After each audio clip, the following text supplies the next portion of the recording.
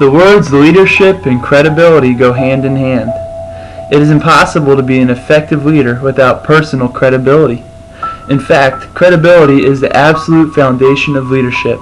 If people don't believe in the messenger, they won't believe the message.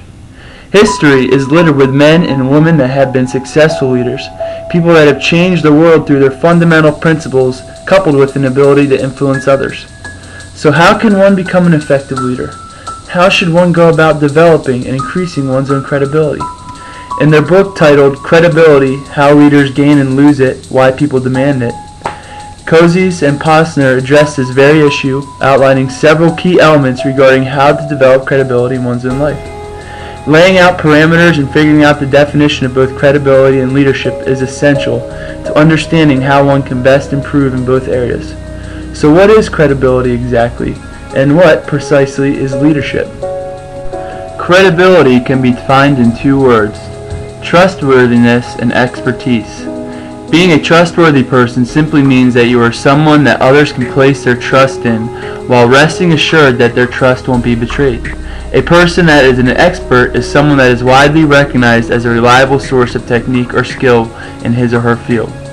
Leadership can be simply put as motivating people towards the accomplishment of a common task. In other words, it is ultimately about creating a way for people to reach their maximum potential while reaching for a common goal. In the book Credibility, the authors outline 6 key components that are necessary in order to become a credible leader. The first starts with discovering oneself.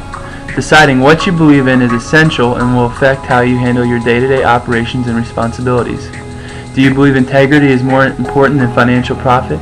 What things will or won't you sacrifice for the bottom line? In addition, figuring out what one's strengths and weaknesses are is of utmost importance. Being able to identify what you're good at and conversely what you are not good at will allow a leader or person in authority to surround oneself with people that complement his or her strengths and weaknesses. Perhaps the biggest factor in being able to do this is having a strong sense of self-awareness. Being able to analyze and critique oneself from an objective point of view will yield long-term benefits in one's overall leadership capabilities. The second component has to do with appreciating those you are leading.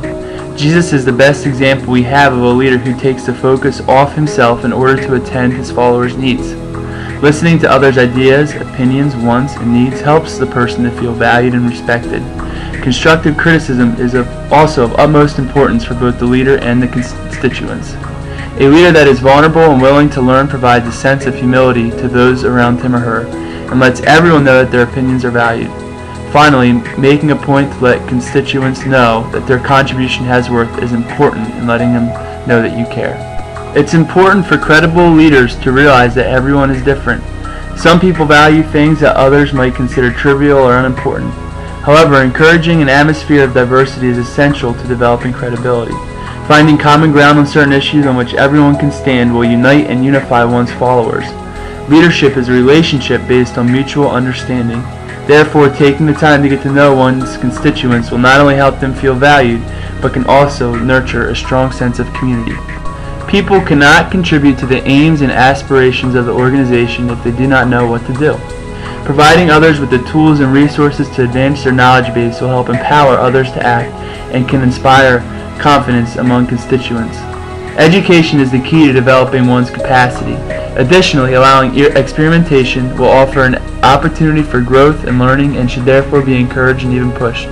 Giving people the proper field training and resources can help stimulate creativity, confidence, and ultimately capacity.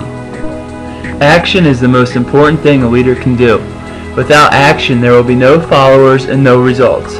Visible actions demonstrate one's commitment to their principles. This includes always making sure to keep one's word. If you say you'll do something, do it. It comes down to having integrity in the little promises that you make. Don't assume a small promise isn't worth much to the person you promised it to.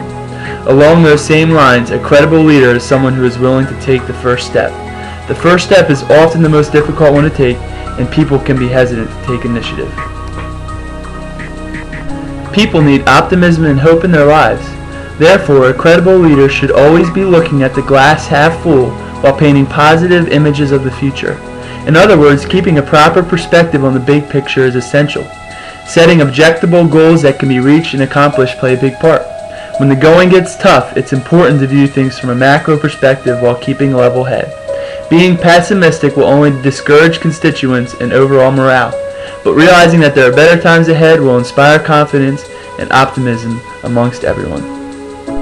In summary, leadership is a reciprocal relationship between those who choose to lead and those who decide to follow. Leadership is high in labor content and must be backed by sincerity and credibility. The key to unlocking greater leadership potential can be found when you seek to understand the service relationship. Leadership is personal. It's not about the corporation, the community, or the country. It's about you.